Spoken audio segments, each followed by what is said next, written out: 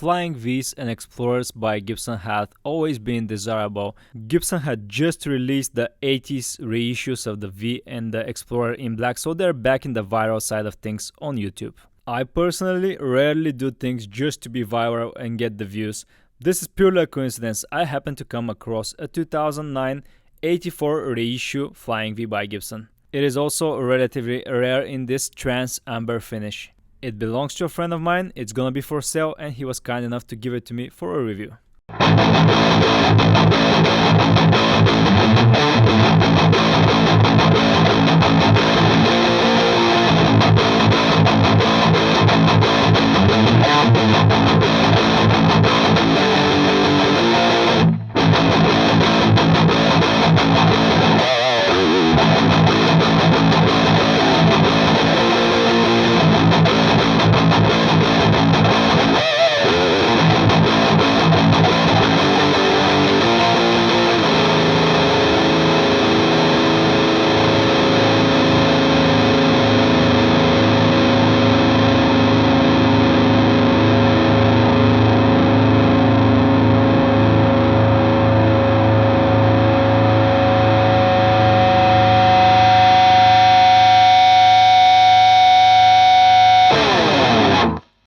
This one is a bit of a head scratcher because it's so rare I couldn't find any info about it on the official Gibson website. I managed to find out that there was also the Sunburst version, which is this one, and there was also the 2007 Guitar of the Week Silverburst Flying V 84 reissue. What confuses me is the layout of the controls. It is different to the original 84 guitars. On these reissues you have a master volume and a master tone. Here's what I mean. This is the layout of an original 84 guitar. You got two volume controls, neck, bridge volume, and then you got the master tone. And on the back side, the plate covering the electronics, it's much bigger than the reissue from 2009. If we compare the original 84 to the newly reissued 80s Flying V, the layout is pretty similar, but there are some small differences in the placement of pots, three-way switch, etc, etc. Another difference is the small truss rod cover bell. The 2009 reissue has this big truss rod cover with the Gibson logo on it. Why did Gibson call these 84 reissue then? To be honest, I can't tell you that. What I can tell you is that I absolutely love the 500T 496R pickups in this reissue, and I prefer the layout with a single volume and a single tone. The high gain output pickups combined with this thin mahogany body make for one heavy sounding Flying V. Maybe you've noticed that this guitar is not in E standard. Far from it, it's tuned to drop A with 1262 Ernie bow. And I was surprised at the way the guitar handles the tuning and the way the strings, these thick gauge strings, feel. The setup is immaculate. The big truss rod cover with the Gibson logo, in my opinion, looks better than the Gibson bell on the original 84 guitar. The trans amber color allows you to see clearly through the construction of the guitar. 3 pieces mahogany for the body and 1 piece mahogany neck. The frets feel nice, you have high grade rosewood, this is before the FBI raid, and for a 2009 guitar, I gotta say this is one in almost mint condition. It's an excellent Flying V with all of the documentation and original hard shell case. I don't think there's an in-depth review of this guitar online, so let's make one. I'm not gonna oil the fingerboard, but the frets can definitely benefit from some fine fret polish. I couldn't help myself and I've used some fingerboard oil, and check how shiny and nice it is now. The specs, obviously the layout is different than the 84, but we have 3-piece mahogany body clearly visible, nitro finish on top of that, 1-piece mahogany neck, rosewood fingerboard, 22 medium jumbo frets. This is Graphtec nut Grover Rotomatic tuners, 496R, 500T pickups. I had the same set in my Buckethead Les Paul Studio. The bridge and tailpiece are replaced. Here's what the routing for the pickups look like. The neck position has TA written in it. It stands for Trans Amber. The color of the guitar. The routing for the cables of the pickups is done through the neck pocket before installing the neck itself. My guess is that they use a long drill bit on an angle like this, but they slightly chip the mahogany here. In the bridge position we have DV84 written. V stands for Flying V, 84 Reissue. I'm not sure what the D stands for. Let me know in the comment section if you have an idea. The pickups can be a bit confusing if you don't know what they are, because there's nothing written on them besides the Gibson USA logo. They're marked by hand neck. This is the 496R, and in the bridge position, Gibson USA logo, the 500T. I guess measuring them with the multimeter will confirm what they are. Both of them have the Gibson style Gavit conductor wire. Slanted pickup rings on both pickups, short screws for the neck, long screws for the bridge. The 500T in the bridge reads 1495, switching over to the 496R in the neck, 1833. Middle position is gonna be somewhere around 546. Yeah, these are definitely hot. As I already explained, the layout doesn't match the original 84. It should be one more volume pot, the output jack should be further to the back, the three-way switch should be closer to the bridge, and definitely there are some differences. I don't mind the change, actually I prefer this layout with the master volume. The top hats with silver reflectors look pretty good. The three-way switch position is comfy as well. This is a replacement bridge by Faber. As far as I see, it has individual saddles. I think these are brass, probably. They're held in place by a spring. It was probably bought as a blank and cut specifically to accommodate for the thicker strings.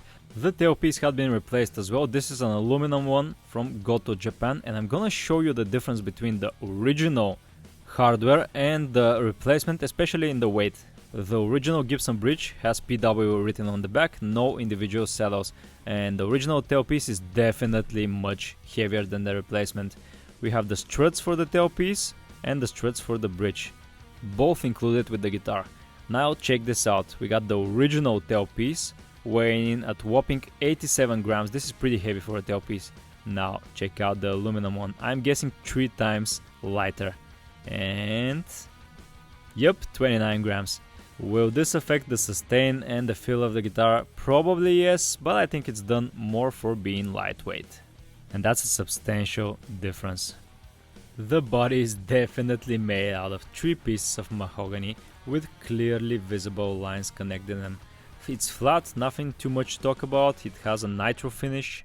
And I love guitars that you can clearly see the construction of. This is the way that the neck connects to the body. Big chunky rosewood fingerboards with white side dot inlays, plastic dot inlays for the fingerboard. 22 I think medium jumbo frets, and this is probably Korean nut. I've called it a Graph Tech, but I think it's Korean. Here's what the back of the neck looks like. I'm gonna show it to you in further detail in a minute. Damn, these V's, they're hard to balance on chairs. The Flying V pointy headstock with black veneer and Grover automatic tuners. The logo is on the truss rod cover. Speaking of, you have the traditional one-way truss rod. Here's what the massive truss rod cover looks like. I love the size of these. It's a big piece of plastic. Single ply black 3 screws Gibson logo with silver letters. I love the way it fits on the headstock. It's almost as wide as the neck itself. The nut is 42.7mm wide or 1.68 inch. The 12th fret is at 53.6mm or 2.11 inches. Nice and thin at the first fret at 20.7mm or 0.81 inch. Still nice and thin at the 12th fret at 22mm or 0.86 inch. The body thickness is almost 40mm or 1.54 inch. The distance between the pickups is slightly narrower than the Les Paul at 58.2. The fretboard radius is 305mm or 12 inches, a traditional scale length of 24.75 inches. The neck profile nicely rounded off at the first fret and getting flatter towards the 12th. The back of the guitar reveals some interesting wood patterns. I especially love these here. Clearly visible the 3 pieces of mahogany, strap button on the upper horn and one more near the neck joint. Here's the cavity for the electronics, and the L switch is faulty actually. Luckily I found a suitable quality replacement. A regular 3-way switch will not fit here. Here it is, a made in Japan high quality L switch branded Boston. Remember what I told you about the electronics compartment in the original guitar? It's much bigger, it goes all the way to here. The one on the Reissue is much smaller, as you can see. In here we have the volume, the tone pot and the output jack, Gavit conductor wires. The cover for the electronics compartment has shielding on the back side and it is gloss on the front. Once again, I love natural and see-through finishes because you can see exactly how the guitar was constructed. Here's what the back of the neck looks like. It is one-piece mahogany all the way to the tip of the headstock. We only have these two wings here and here, so Gibson doesn't have to use a huge chunk of mahogany and waste it. The back of the Grover Rotomatic tuners, made in USA 2009 stamped, and the serial number reads 09-2009, 133rd day of the year. I think that's around June or July, mid-year. Then you have 0404, pretty cool. I gotta say the neck is pretty comfortable, nice and thin, and the nitro finish feels great. I'm gonna shine, clean and protect the nitro of this guitar with Music Nomad guitar detailer, and I've noticed some black dirt spots in the back. I'm gonna use something stronger, again by Music Nomad, the guitar polish. These are the dark dirt spots that I mentioned. I'm gonna try and clean them with the guitar polish. And sure enough, check it out, all gone with ease. Don't forget to wipe off the Music Nomad polish paste as soon as possible or else it dries. Before I polished the front and the back, it had some satin feel to it because of the dirt. Now it's absolutely smooth and I've cleaned it again with the detailer. This particular Flying V was set in drop A with 1262 mammoth slinkies, so the nut has been filed out a little bit to accommodate for them. The original hardshell case is in good condition. In fact, let me try something. I swear to God guys, it's not what it looks like. In fact, it's the amp and case cleaner by Music Nomad. Check out the huge difference that it makes. It brings back that dark black color of the Tolex. I also use it on my amps and caps. I gotta do the VH4 soon. A bulky Flying V hardshell case as expected. I love the Tolex on these. I had a similar case for my 2011 Gibson Buckethead Studio. Counting the latches, we got 1, 2, 3, 4 and I think one in the back there. Sturdy leather handle, white stitching and Gibson USA logo. And what I love about these, beautiful white lining on the inside. The case without the guitar in it, it has some pretty nice padding here for the neck joint, for the strings on the top, and the compartment for accessories as usual. A brown leather handle with the Gibson logo, and if I remember correctly, these are made in Canada, yes. The case still smells like vanilla, I love it. Not exactly Christmas when it comes to case candy, but everything you need. The owner's manual, I've showed you this one God knows how many times. In fact, let's see the layout of the Flying V that is portrayed here. Maybe the 80? Nah, it's a whole different layout with the pickguard. And first time I'm seeing one of these, the pre-pack checklist looking like this. A pretty compact one, I prefer it over the folding ones. Everything you need is here, the final checklist, the date 7/15/09, serial number and model number. So I almost guessed the month that it was made in. Lightweight as a Flying V should be at a little over 7 pounds.